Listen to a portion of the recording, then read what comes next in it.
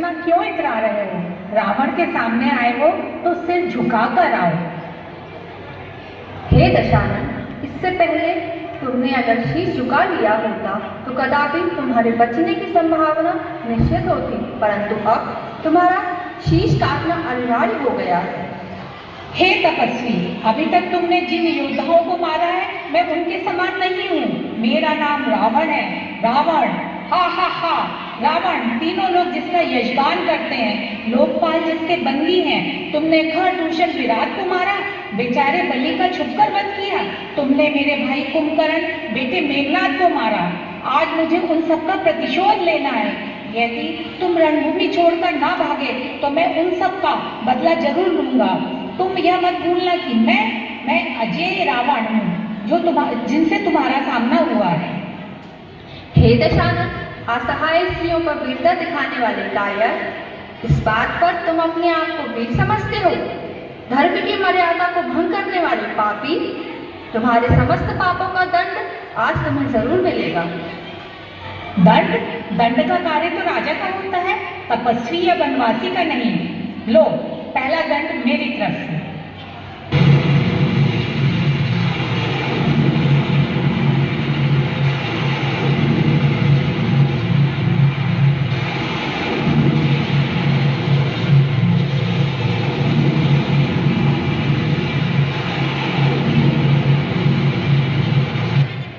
मैथिली, देखो, रावण का रथ बड़े वेग से आ रहा है।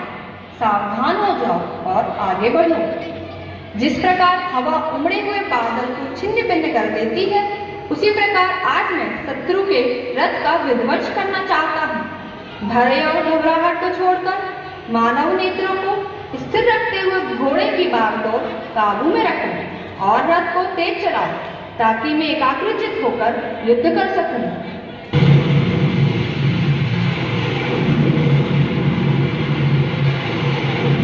हे श्री राम, ब्रह्मा जी के वरदान से दशानन की नाभि में अमृत है। वह कुलीकृत युक्त अमृत है। उसके प्रभाव से एक शीश के कटते ही दूसरा शीश उत्पन्न हो जाता है। हे राम, आप तो पहले अग्नि शस्त्र का प्रयोग करते हुए उसके नाभि में अमृत को सुखा दीजिए, ताकि उसका विनाश संभव हो सके। विभीषण, मेरे भाई विभीषण, जब तक तू जीवित रहेगा राक्षस जाति का विनाश होता ही रहेगा। हे राम, श्री राम, जिनके कपट दंभ नहीं माया, तिनके हृदय बसु रगड़ाया। श्री राम, श्री राम। भ्राता लक्ष्मण, जाओ और दशानन के अंतिम क्षणों में जीवन का सार लेकर आओ और उनसे उपदेश प्राप्त करो। हे लक्ष्मण, मेरी बात ध्यान से सुनो।